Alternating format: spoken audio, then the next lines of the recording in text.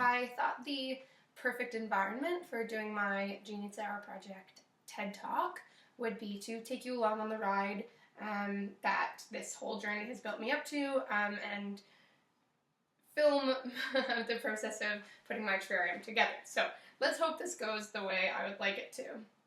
The first thing I'm going to do is show you the supplies that I have here. So I have some rocks, which are going to act as my drainage system to put in the bottom of my glass container. I have some soil. The soil is actually specifically for cacti and succulents. It favors drainage of excess water thanks to perlite. So perlite are the little white things you find in soil, and this will help the soil become drier and allow a better environment for the succulent and cacti plants that I have chosen to use. So the reason I chose terrariums, or to build a terrarium for my Genius Hour project, was because I just finished reading, sorry, let's do this first.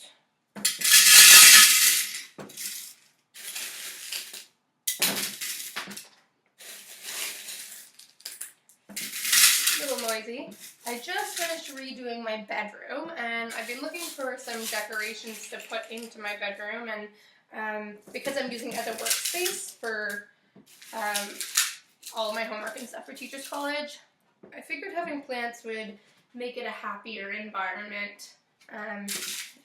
You're supposed to, they say that having living things in the environment helps to keep you happy and brighten the mood a little bit, so that's always a good thing when you're stressed and bogged down with work. So the first thing I did was put about an inch or two of rocks for the drainage system. You're really supposed to add some window screening on top of this before you put the soil in to stop the soil from seeping into the rocks, but I couldn't find any, so we're going to go with this for now. I used to work in a garden center, so I have a little bit of a background with plants, but not as much with terrariums. So my project did take quite a bit of research. The process was actually more research than I expected it to be, and not just research online, although there was a lot of research online. I actually spent quite a bit of time going between garden centers, trying to find plants that I like, trying to find places that actually sold the plants I was interested in, talking to the people who worked there about terrariums and about whether they'd made them and the best ways to go about it, best plants to use, and all of that. What I found is that for my bedroom, because it's I can get indirect sunlight, and I'm looking for something that's not gonna require too much work.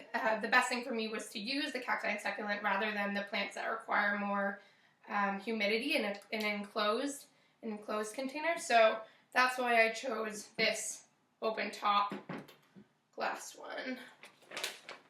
I'm just going to put a little bit more soil in there. This container is bigger than I thought it was.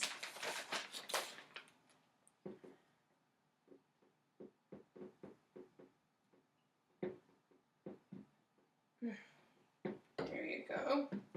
So the soil is actually pretty moist. I had it out in the garage, which is good. It's always, even though these plants don't require too much water, it's always good to have moisture in the soil just because they are a living thing and they do want comfort as you're transplanting them. So now I'm going to start putting the plants in. They say that it's best to start with the big ones, and that the way to do it is to take off all the excess soil. So you're just putting in the plant and some of its roots rather than all the excess soil it comes with.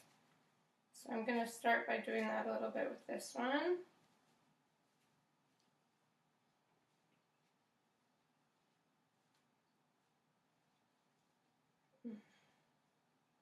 So now I'm going to dig a little hole right in the center here.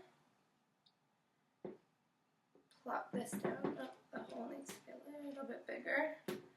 Plop this down and then rearrange the soil so it's nice and secure in there.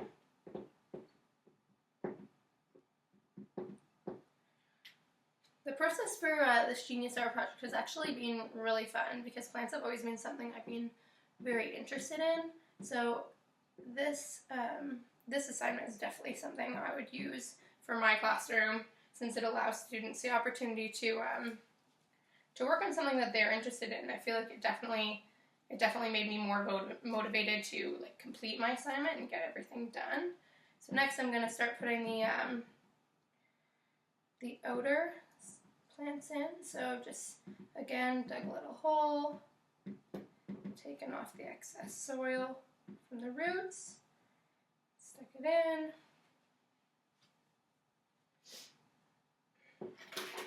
Spin this around and do another one. I've gotten all different kinds of succulents to put in here. I chose them. I have some tall, some smaller ones, just to get a little bit of variety. I'm putting two that have little spiky edges on the outside, so that gives it a little bit of rhythm, more of a pattern, and not just a bunch of random plants. So I'm not going to bore you by completing this whole thing because it's going to take a couple of minutes, but I'll just explain that the next thing that would be done is I would take some of these rocks over here. So they're all kind of decorative, neutral colors in this bowl. And then once the plants were all in, I'd arrange them on top how I like. This is more visual appeal, aesthetics, like your choice. And then I've gotten a couple small shells, so I'll choose the shells that I like. Maybe put a little bit of, this is fake moss. Real moss is better for more humid environments, so those would be the closed top ones. So the fake moss is better with the cacti and succulent terrariums. And then after that, I just put a little bit of water in, just because it's the first time. I'd either use a small watering can or a spoon, but the best thing about cacti and succulent terrariums is that you really only need to water them every 3 weeks or so. There's not a set plan. I can't tell you the exact amount of time you need to water each plant, but it's just about learning and getting used to how often the soil is drying out and how much sunlight it's getting. But once it's all done, I just do some watering and then it'd be good to go, ready to put in my bedroom. So I hope that this has given you a little bit of information on my process through this journey, and also how to create your own succulent terrarium. It's pretty easy, and they're great to have. They look really nice, and they really brighten up the room. So hope you enjoyed.